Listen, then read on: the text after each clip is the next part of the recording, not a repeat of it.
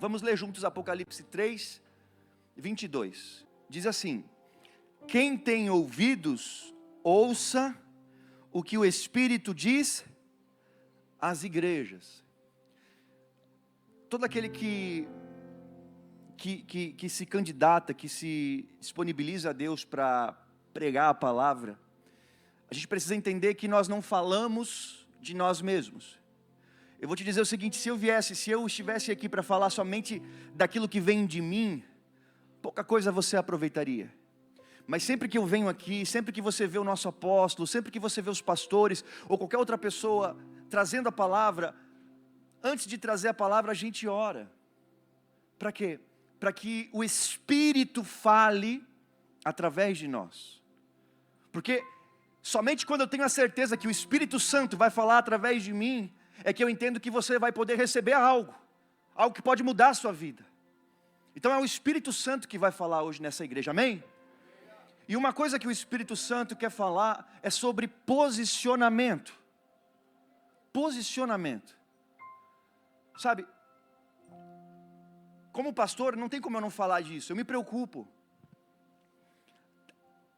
A gente perdeu muitos jovens na temporada. Nós já estamos 5 anos trabalhando aqui com jovens. E temporada é um período, é um momento nessa cidade que a gente perde jovens. Porque eles botam na cabeça que tem que aproveitar a temporada, tem que curtir. Aí muitas das vezes vem parente de fora que não teme a Deus, e aí começa a influenciar com coisas, sabe? E a pessoa, o jovem, ele acaba se rendendo, e quando vê, ele está indo para a balada, está fazendo storyzinho com copinho de cerveja na mão, porque não se posiciona. Então eu quero que nesse finalzinho de ano, você já esteja posicionado no Senhor, para que você possa entrar em 2024, já bem estabelecido, já bem resolvido na sua vida com Deus, a fim de que nada, nenhuma proposta, nenhuma tentativa do inferno te arranque da presença, mas que você se mantenha firme, posicionado, amém? Infelizmente a gente não consegue estar com você o tempo todo. Você sai daqui, por exemplo, eu perco você de vista. Então você precisa aprender a se posicionar, para que você não se perca, mas que você se mantenha firme na presença de Deus, amém, queridos? Então eu quero ler agora um texto que vai nos trazer um exemplo muito claro do que eu estou falando sobre posicionamento, lá em 2 Samuel, no capítulo 11, vamos ler o versículo 1 e 2.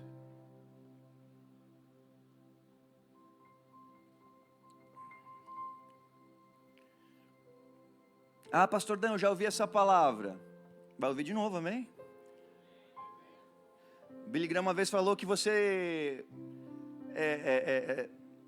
pode pensar em parar de pregar uma mensagem na igreja quando você se certificar de que todos estão vivendo ela. Ok? Eu acredito que nem todos estão vivendo, então eu acho que vai ser válido para alguém, em nome de Jesus. Vamos lá. Versículo 1 diz assim: e aconteceu que, tendo decorrido 1 ano... Quanto tempo? 1 ano é muito tempo, gente?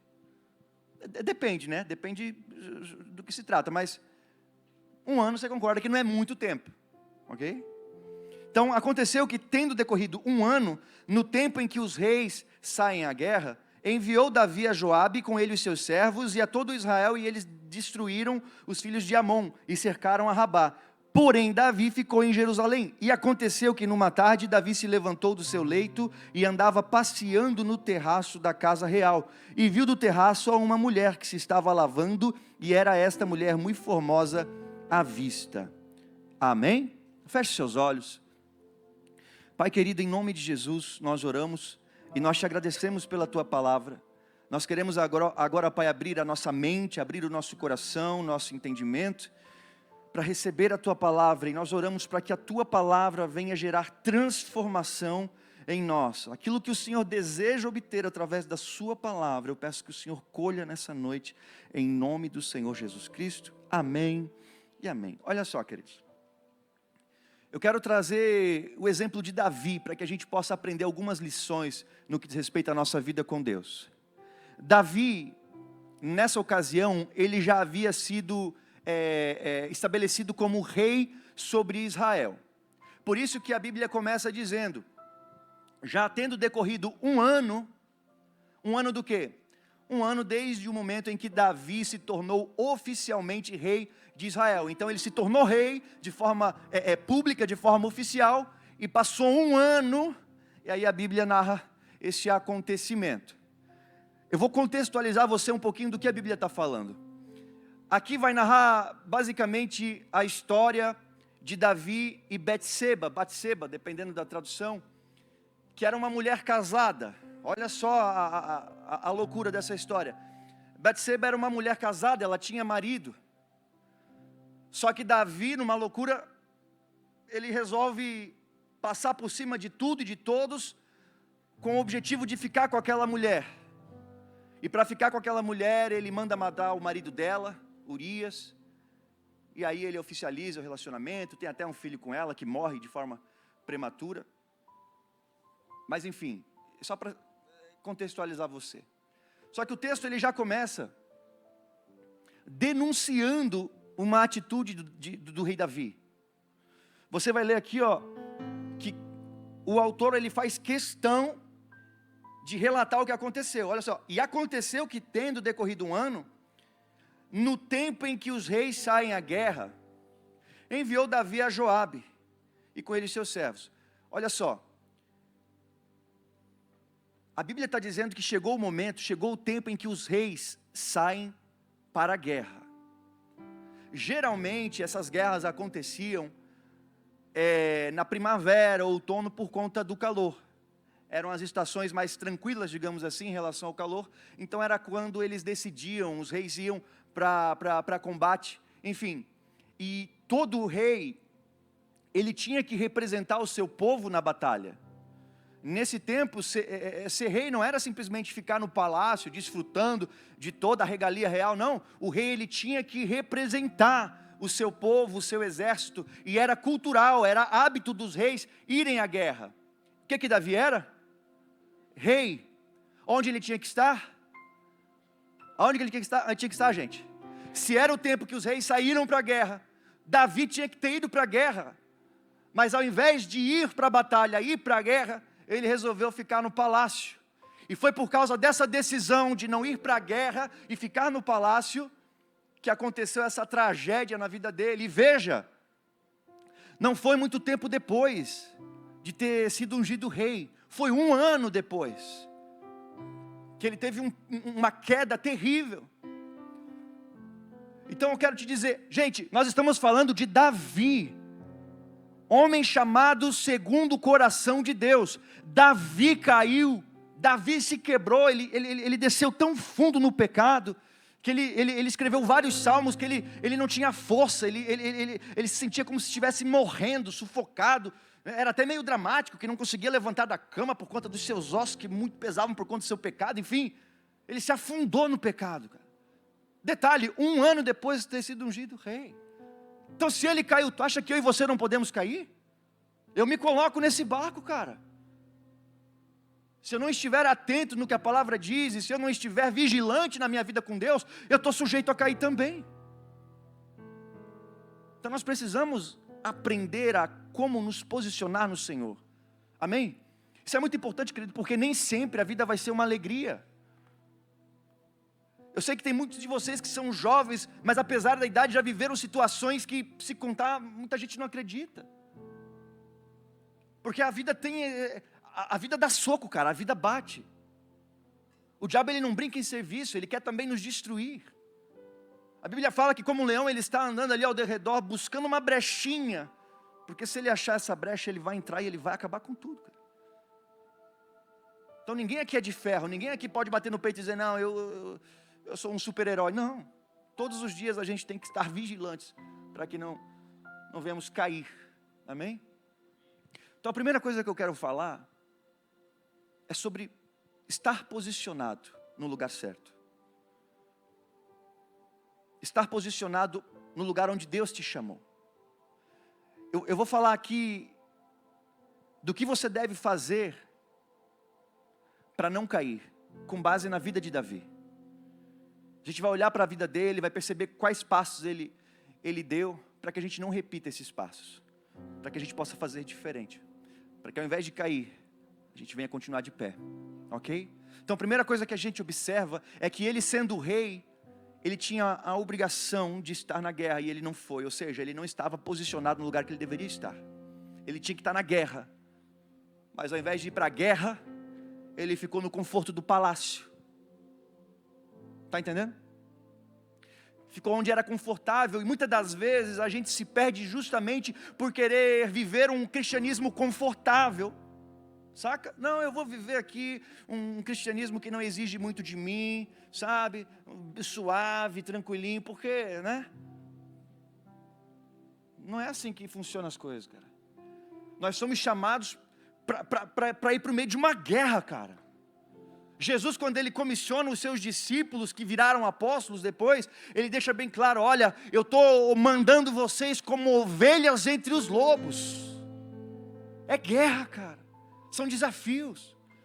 Se você não estiver bem resolvido na vida que você tem com Deus, vai vir uma ondinha, vai vir um ventinho, qualquer problema que surgir vai te arrancar da presença.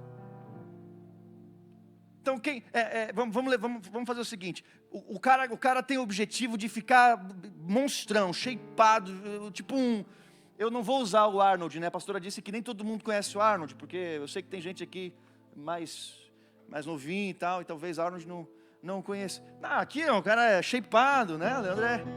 Ali, ó, eu vou te poupar, não vou pedir para você fazer as poses aí, mas o cara é shapeado, cara.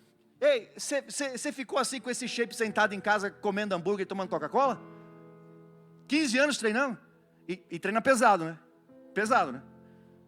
Cara, às vezes eu mesmo, eu olho lá o shape do Ramondino, eu fico pirando assim, que da hora, cara.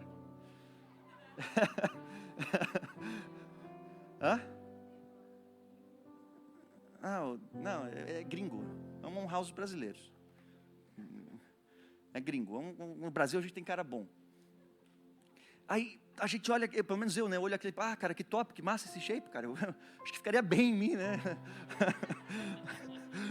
Mas tu olha pra mim, eu não estou no shape, cara. Por quê? Para chegar num nível assim, cara, vida confortável não resolve, é disciplina. O cara vai na academia, vai treinar fofo lá, não.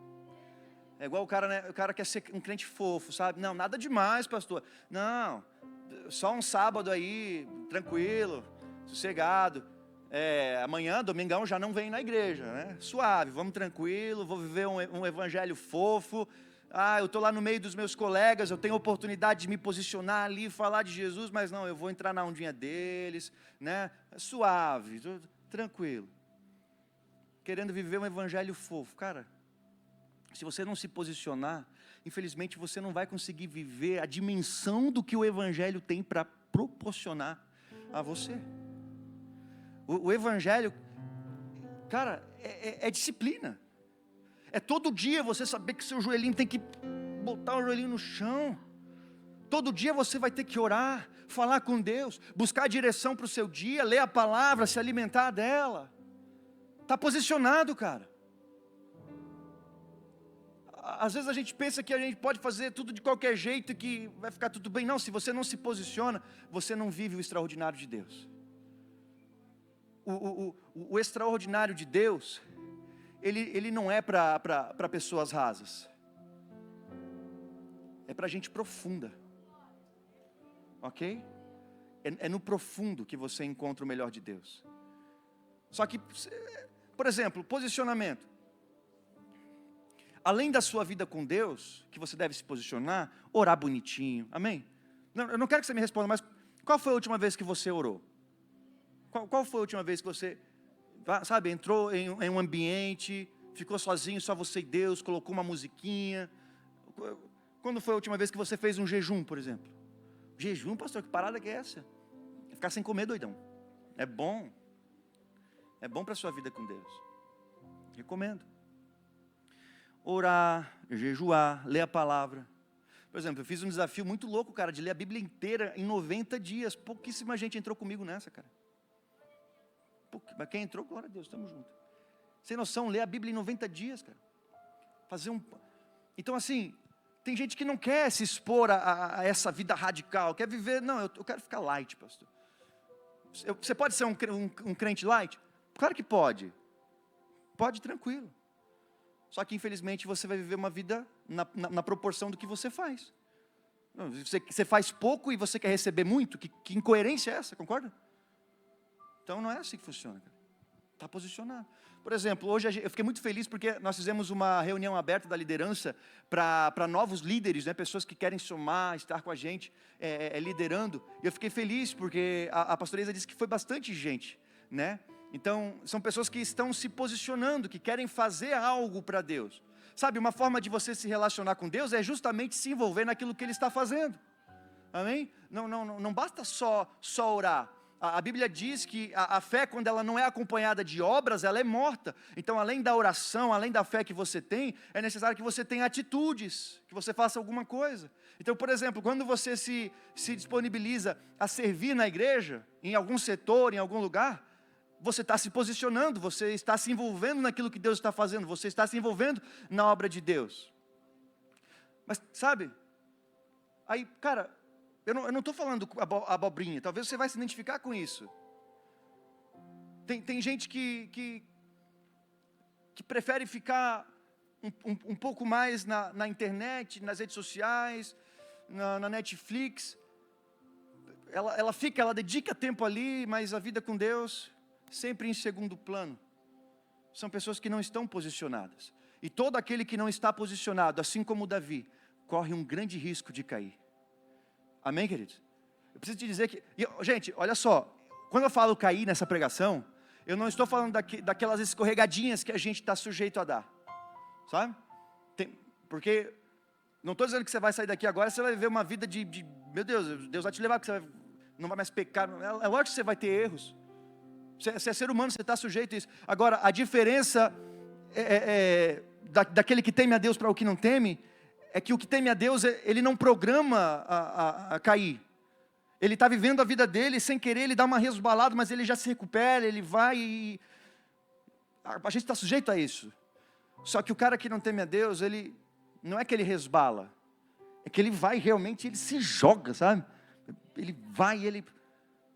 Tem uma frase muito interessante que diz assim: aquele que fica brincando no penhasco do pecado, não diga que cair foi um acidente.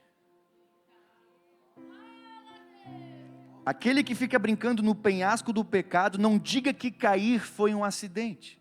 Então, se você sempre fica ali naquela, sabe, é aquilo que o apóstolo fala, é aquele crente que ele quer saber até onde ele pode ir, sabe?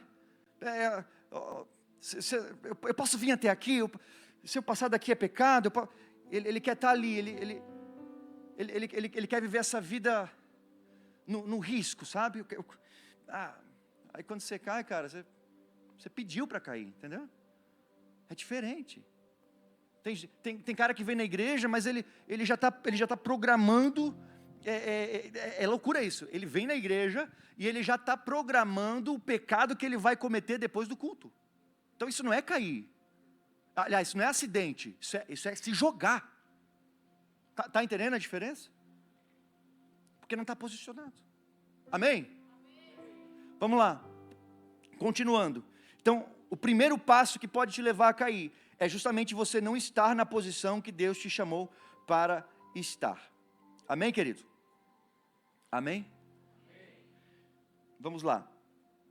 Acho que a gente tem um pouco mais de tempo hoje, né? Último reborn, né? Olha só. 1 Pedro 2,9. Vamos ler. 1 Pedro 2,9.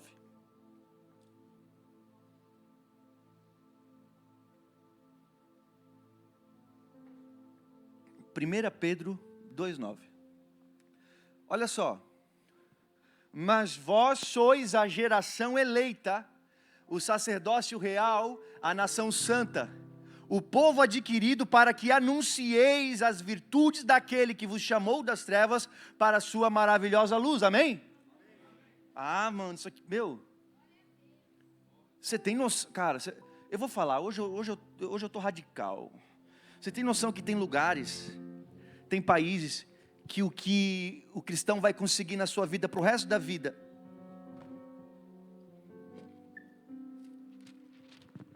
eu ia arrancar, mas eu não vou porque eu gosto da minha Bíblia. Ele tem uma página da Bíblia. Você sabia que em países perseguidos, onde o evangelho não pode chegar, tem cristãos que se contentam com uma página da Bíblia? Legal aquele que fica em algumas páginas que tem versículos impactantes, né? Tipo, tudo posso naquele que me fortalece, ainda que eu ande pelo vale da sombra e da morte não temerei. Legal, né? O cara que, imagina o cara que ganha lá o Salmo 91, que loucura, né? Mas tu imagina o cara que ganha genealogia. É o que ele tem da Bíblia, cara. Mas ele se apega com tanto amor, porque é a palavra de Deus. A palavra de Deus, ela consiste nas boas notícias, naquilo que Deus está trazendo para nós. Então, cara, diante de um versículo como esse, não dá para a gente ler e falar, cara, você tem noção que a Bíblia está dizendo que nós somos a geração eleita? Você tem noção do que é sacerdócio? Sabe o que é sacerdócio? É você representar Deus na terra. Você acha que é só o pastor? Obviamente tem o pastor de ofício, o sacerdote de ofício, mas todos os crentes em Jesus recebem esse sacerdócio espiritual. Então, assim como um sacerdote tem a responsabilidade de trazer a presença de Deus para perto do povo, você, como sacerdote, você tem também um trabalho nessa terra, uma missão de aproximar a presença de Deus para perto das pessoas. Meu Deus do céu.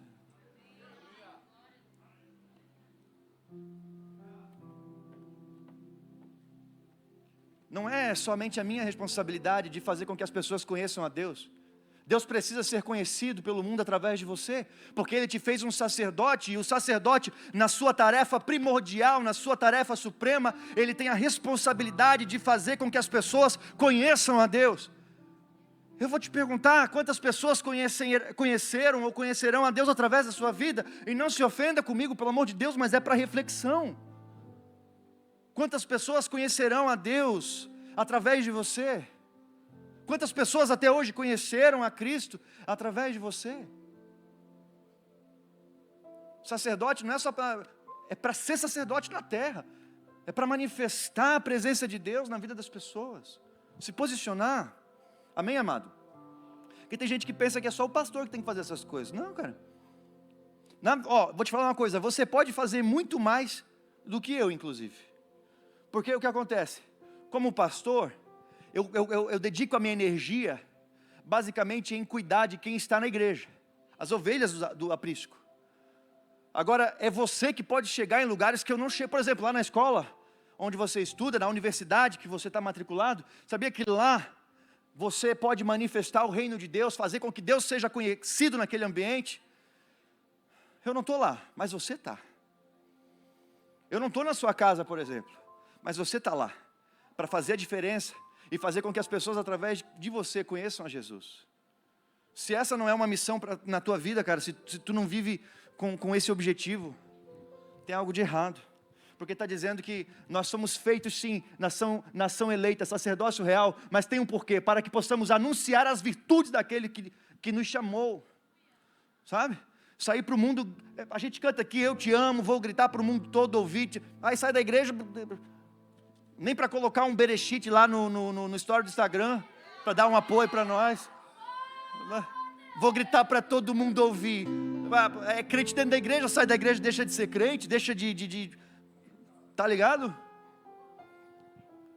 Falei para tu pregar, pastorinha. Gente, amém? Estamos juntos, estamos caminhando junto no raciocínio, na mensagem. Preciso revisar alguma coisa que eu falei até agora, voltar a algum ponto, algo específico. Não? Está todo mundo bem? Glória a Deus.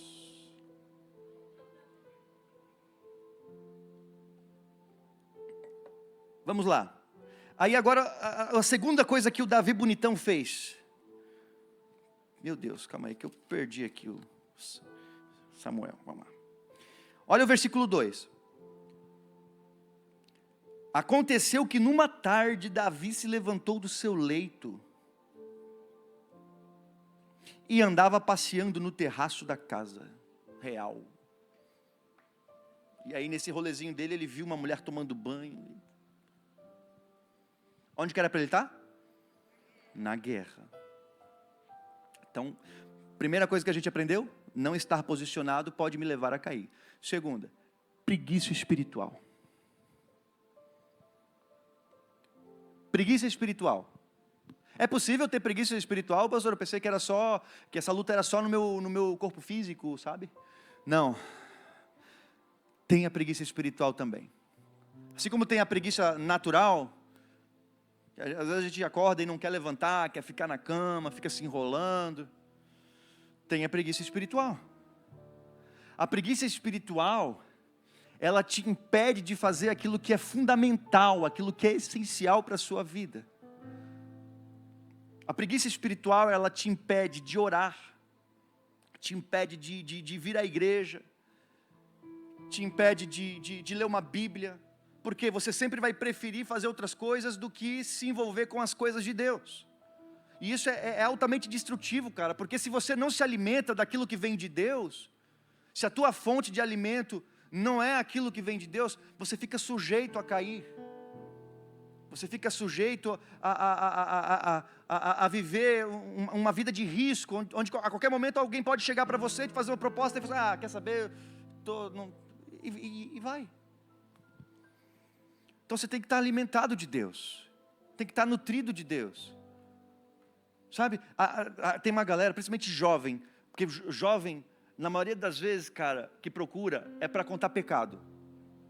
É uma loucura, cara, Aí você acha que o pastor está gordo por quê? Porque a gente acaba comendo o problema dos outros. Fica ansioso, cara.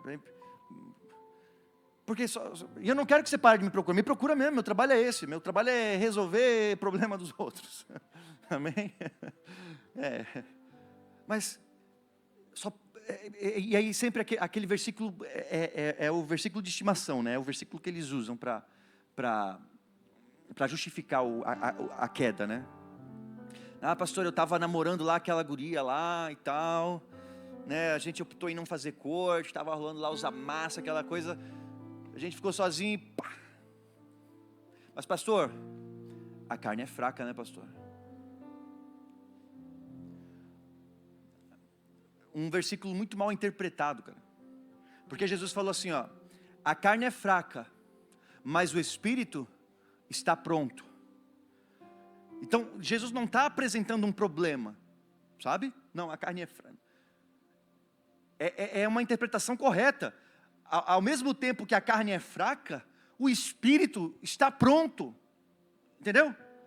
A carne é fraca, o espírito está pronto. Então é como se fosse pegar... Eu sempre gosto de dar esse exemplo. Esse amigo aqui que está encolhido ali, está se escondendo. Imagina que eu boto ele para brigar com o Alisson. Cadê o Alisson?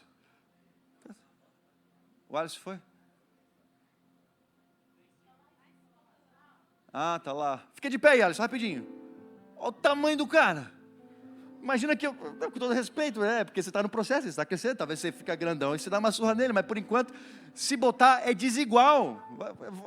Porque é como se ele fosse a carne e ele fosse o espírito. Jesus disse que o espírito está pronto, ou seja, está preparado, e a carne é fraca. Então isso não é uma desculpa para você pecar, muito pelo contrário, é um encorajamento de Jesus para você vencer. Amém? Então o espírito que você recebeu, a partir do momento que Jesus mora em você, você tem força para vencer o pecado, força para renunciar ao pecado. Então essa desculpinha que a carne é fraca é viagem, ela é fraca mesmo, mas é para você vencer, é fácil vencer quem é fraco. Entendeu a lógica? Amém? Glória a Deus. Então, cara, não estar posicionado e viver uma preguiça espiritual, onde você deixa de fazer as coisas que você tem que fazer, pode te levar a cair. Entendeu? Tem muita gente que vive essa realidade aqui na vida com Deus. Acorda no meio-dia, 2 horas da tarde, sabe? Vive aquela preguiça, estou sempre lesadão, sempre... E aí acaba não fazendo o que deve ser feito. Isso pode te levar a cair. Ok? O terceiro, a banda pode subir inclusive. O terceiro passo que fez Davi cair.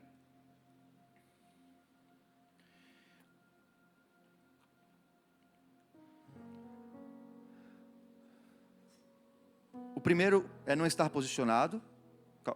Amém? Preguiça espiritual. O terceiro passo que fez Davi cair foi quando ele perdeu o seu prazer, a sua alegria em Deus.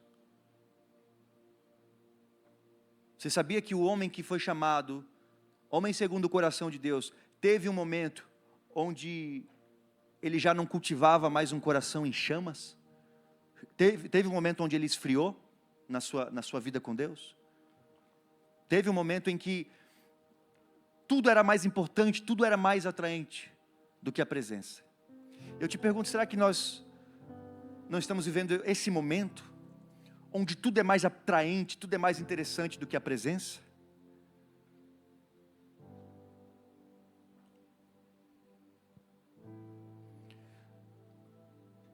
Depois que ele peca, o profeta Natã procura ele no palácio.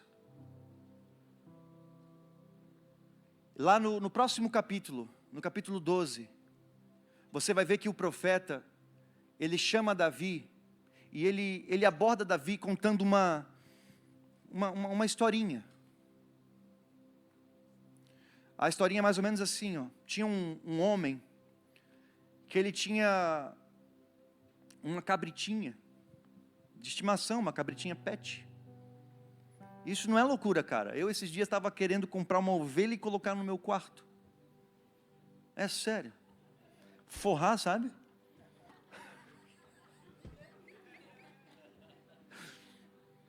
Uma ovelha, porque a pastora gosta de ovelha, a gente é pastor, gosta de ovelha. É real, eu queria comprar uma ovelha, eu cogitei, eu planejei, eu fui ver o preço de uma ovelha. Eu ia comprar uma ovelha. Então o profeta ele chegou contando a história de um homem que tinha uma cabritinha. Era uma cabritinha, né, pastora? Ou era uma ovelha? Enfim, uma cabritinha, uma ovelhinha, um bichinho assim, que não é tão comum de você ter de pet, mas era pet. A Bíblia diz que esse homem era tão apegado que ele tratava como se fosse um filho. Sentava a cabritinha na mesa, para comer, comer na mesa ou comer à mesa? Comer à mesa, né? Comer na mesa? Não, comer à mesa, né? Porque, não, tem a crase, não tem? Comer. Então, comer à mesa. Não para comer à mesa, tipo de comer à mesa, o móvel. Mas estar sentado à mesa. Entendeu? Não, era nesse nível, de tanto que ele cuidava da cabritinha, ele amava. Tratava como um filho. A Bíblia fala que essa cabritinha... Deixa eu ter certeza que é uma cabritinha, gente, que eu estou incomodado. Ó, 12:1. O Senhor enviou Natã a Davi, e apresentando-se ele a Davi, disse-lhe: havia numa cidade 2 homens, um rico e um pobre. O rico possuía muitíssimas ovelhas e vacas, mas o pobre não tinha coisa nenhuma senão uma pequena cordeira, que comprara e criara. E ele e ela tinha crescido com ele e com seus filhos. Do seu bocado comia, e do seu copo bebia, e dormia em seu regaço. Isso seria o mesmo que leito, cama, né? E a tinha como filha. Então olha só o carinho que esse homem tinha com essa cordeirinha.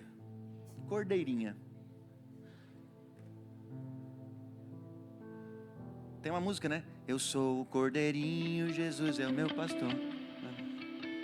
Cordeiro. E aí a Bíblia fala que tinha um outro rico, ele tinha muitas vacas e ovelhas, ele tinha tudo. Só que esse rico, ele recebeu um viajante na sua casa, uma visita. E ele quis agradar a visita e fazer um churrasco. Mas ao invés de pegar das suas muitas ovelhas e vacas que ele tinha, ele decidiu pegar a única cordeirinha que aquele homem pobre cuidava, como se fosse sua filha. E matou a cordeirinha. Olha só que maldade, cara. O rico tinha um monte de cordeira para matar, mas ele pegou a cordeira que não era dele, matou aquela cordeira para oferecer de alimento para o visitante. Aí o Davi ouviu a história, a Bíblia fala que ele ficou pistola, cara. Vai, esse louco aí tem que morrer, que cara mau. Aí o profeta olhou para ele e falou assim, ó: viu, rei, esse homem é você. Pensa. Sabe aquela hora que tu fica macho assim, tu estufa o peito, pá, aí vem alguém e te joga uma verdade. Tu murcha assim. Aconteceu isso com Davi.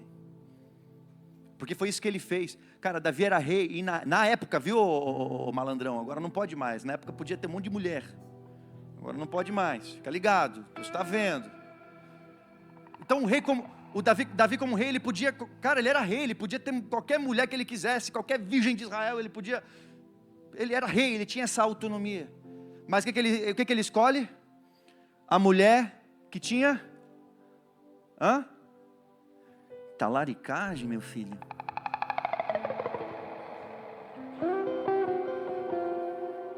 Deus não gosta. Eu também não gosto. Amém? Vini também não gosta. Amém? Fernando também não gosta. Diego não gosta. Ninguém gosta. O landelão, né? Tem alguns lugares que chamam de landelão, né? É o mesmo que talarico. Sabe o que é um talarico? Tem pessoas que não sabem. Talarico é um sujeito que se interessa na mulher dos outros. Depois eu coloco. Amém? Então Davi fez isso, cara. Ele foi e ele escolheu a mulher que tinha marido. A mulher que era casada. E aí, para ficar com essa mulher, ele arquitetou um plano de mandar Urias, o marido dela, para a guerra. E mandou colocar ele bem na frente, na linha de frente, para que ele fosse um dos primeiros a ser morto. E dito e feito, aconteceu isso. O cara foi para a guerra, e lá na guerra ele morreu. Morreu. E aí Davi ficou com a mulher do Urias. Pecou, tá? Mas por que chegou a esse ponto, gente? Porque ele teve ele teve um caminhar, ele teve um processo. A queda não é da noite para o dia. Está entendendo? A queda não é da noite para o dia, ela tem um processo. Ele não estava posicionado. Ele estava vendo uma preguiça. Imagina, numa tarde a Bíblia diz, não foi de manhã. Numa tarde ele acordou e foi passear no terraço.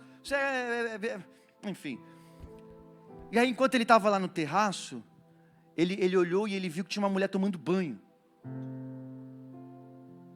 Ele se interessou na mulher, tudo começou ali.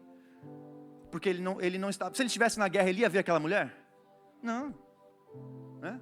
Se ele tivesse acordado mais cedo, ela não ia estar tomando banho numa tarde, porque de certo tinha sol, né? Eu vou me banhar aqui.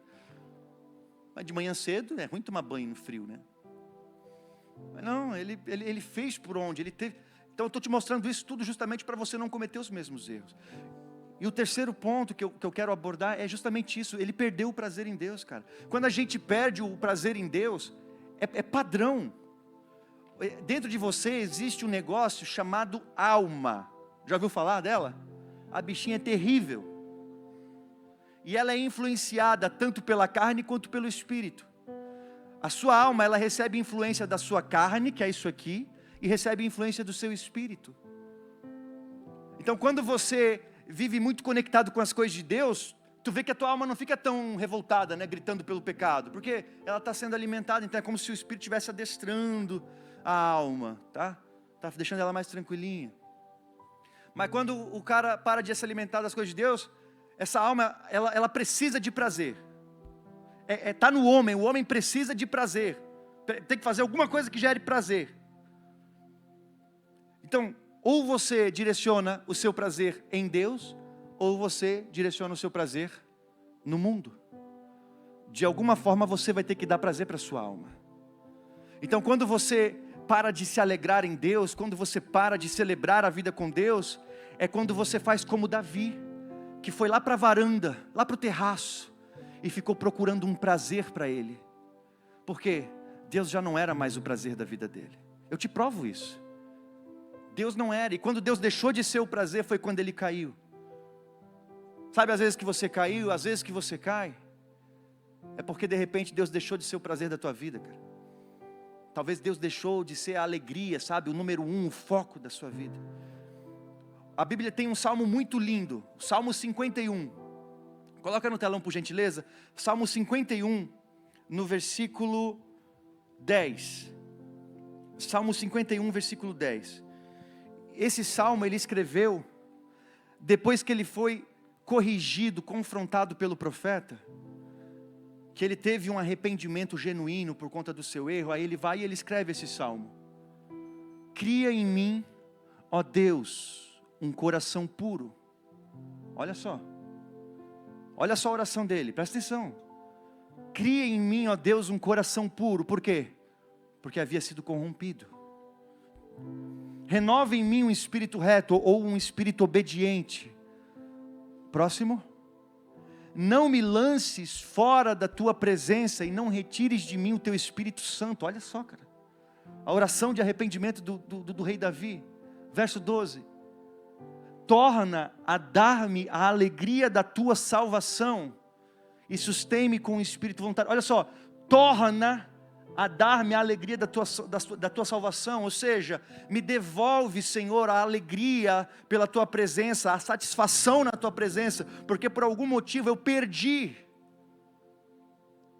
Então ele pede de volta, ele clama para que Deus devolva a alegria da salvação, para que Deus volte a ser o principal prazer da vida de Davi. Porque quando você se satisfaz com a presença, as coisas do mundo não se tornam tão atraentes assim. Por que eu falei dessa forma? Porque não significa que você está na igreja buscando uma vida com Deus, que você não vai ser tentado. A diferença é que quando você está bem alimentado, você não cede a qualquer coisa que te oferecem. Quando você se alimenta bem de Deus, quando Deus é o teu prazer, você ora, você jejua, você está na igreja, você serve, você envolve, você se torna um cristão forte.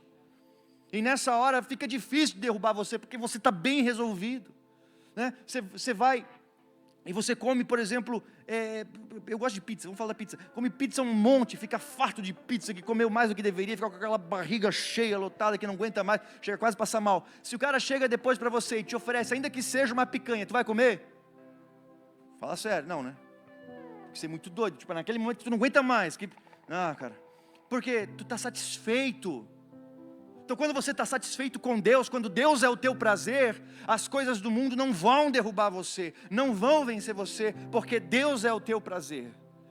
Então nós temos que viver uma vida dessa forma, uma vida onde nós buscamos diariamente Deus como centro das nossas vidas, Deus como principal prazer, principal motivo de alegria das nossas vidas. Amém, queridos? Se coloque de pé no seu lugar, em nome de Jesus. Em nome de Jesus.